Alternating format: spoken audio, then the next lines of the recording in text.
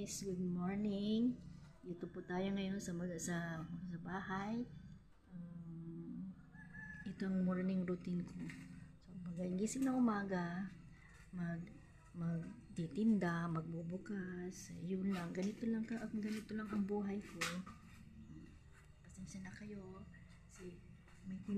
May tindera ako ngayon. Ito po siya.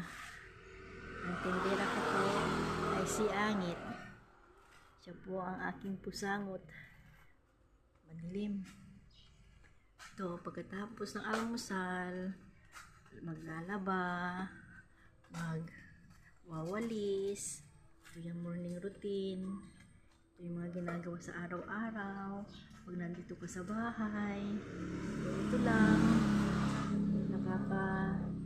Nakakasawa na masaya na hindi maintindihan. Ano lang siguro talaga ang buhay, no? Yun lang. So, maraming salamat ulit. Bye bye.